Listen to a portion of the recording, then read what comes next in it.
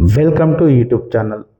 News పేపర్లో వచ్చిన సమాచారం, జైల్స్ నుంచి ప్రిన్సిపల్గా పదోన్నతులు మరింత ఆలస్యం. ప్రిన్సిపల్ పోస్టును స్టేట్ పోస్టుగా మార్చుతూ సర్కారుకు ప్రతిపాదనలు.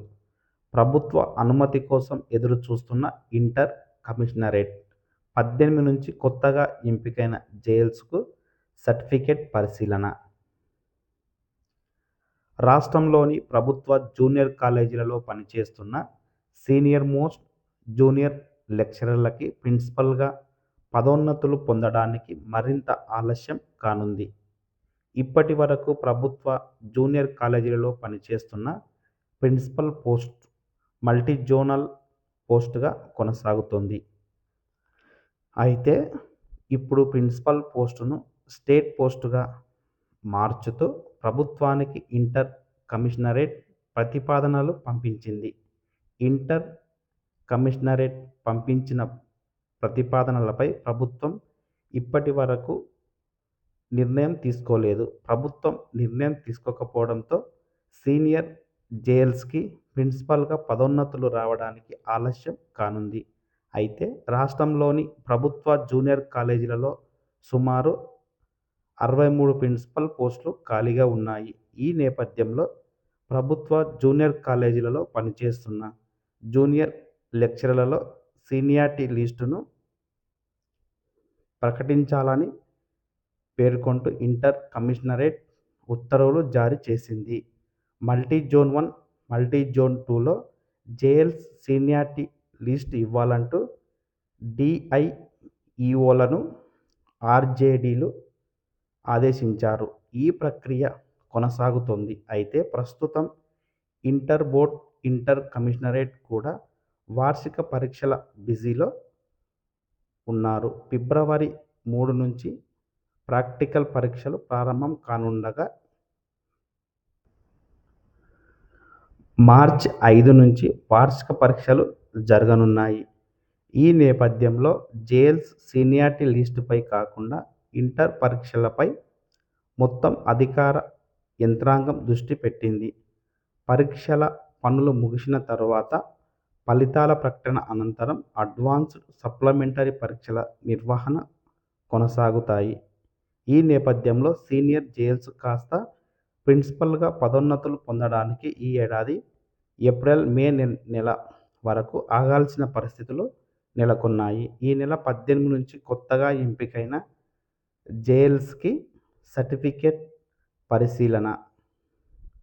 రాష్ట్రంలోని ప్రభుత్వ జూనియర్ కాలేజీలలో ఖాళీగా ఉన్న 1392 జైల్ పోస్టులకి Telangana public service commissioner TGPSC నోటిఫికేషన్ను జారీ చేసి పరీక్షలను నిర్వహించి ఫలితాలను ప్రకటించింది. వారిలో 1139 పోస్టులకు అభ్యర్థులను ఎంపిక చేసి ఇంటర్ కమిషనరేట్కి పంపించారు. ఈ నెల 6న ఎంపికైన అభ్యర్థులకు సర్టిఫికెట్ పరిశీలన ఉన్నప్పటికీ దానిని వాయిదా వేశారు. దీంతో అభ్యర్థులు ఇంటర్ కమిషనరేట్ ముందు ధర్నా చేశారు. ధర్నా సందర్భంగా ఇంటర్ కమిషనర్ వారితో ఈ నెల 9న తిరిగి ఎప్పుడు సర్టిఫికెట్స్ పరిశీలన, కౌన్సిలింగ్ నిర్వహిస్తామనేది చెబుతామని హామీ ఇవ్వడంతో ధర్నా విరమించారు. ఈ నెల 9న తిరిగి అభ్యర్థులు ఇంటర్ కమిషనరేట్ను కలువగా ఈ నెల 18 నుంచి సర్టిఫికెట్ పరిశీలన చేస్తూ కౌన్సిలింగ్ నిర్వహిస్తామని అభ్యర్థులకు చెప్పినట్టు ఎంపికైన అభ్యర్థులు తెలిపారు. కౌన్సిలింగ్ పూర్తయిన వెంటనే వారికి నియామక పత్రాలను అందజేస్తారా, లేకపోతే ఆలస్యం అవుతుందా అనే సందేహాలను ఎంపికైన అభ్యర్థులు వ్యక్తం చేస్తున్నారు. సంక్షేమ గురుకులాలలో మ్యూజిక్ టీచర్ల ప్రాథమిక ఎంపిక జాబితా వెల్లడి. తెలంగాణ సంక్షేమ గురుకులాలలో మ్యూజిక్ టీచర్ల ప్రాథమిక ఎంపిక జాబితాను గురుకులాల నియామక బోర్డు చైర్మన్ సైదులు తాజాగా వెల్లడించారు. ఈ జాబితాను గురుకులాల నియామక బోర్డు వెబ్సైట్లో పొందుపర్చామని, అభ్యర్థులు వెబ్సైట్ నుంచి డైరెక్ట్గా డౌన్లోడ్ చేసుకోవచ్చని పేర్కొన్నారు. ఈ పోస్టులకు మొత్తం 96 మంది ఎంపికయ్యారని, వారందరికీ ఆయా గురుకులాల సొసైటీలు ధృవీకరణ పత్రాలను పరిశీలించి అనంతరం నియామక పత్రాలు అందజేస్తామన్నారు. తెలంగాణ ఎన్ఎంఎంఎస్ఎస్ పరీక్ష తుదికి విడుదల. తెలంగాణ రాష్ట్ర స్థాయిలో గత ఏడాది నవంబర్ 24న national means cum merit scholarship scheme NMMSS పరీక్ష నిర్వహించిన సంగతి తెలిసిందే. ఈ పరీక్షకు సంబంధించిన తుది కీని వెబ్సైట్లో ఉంచినట్లు ప్రభుత్వ పరీక్షల విభాగం డైరెక్టర్ కృష్ణారావు ఒక ప్రకటనలో తెలిపారు.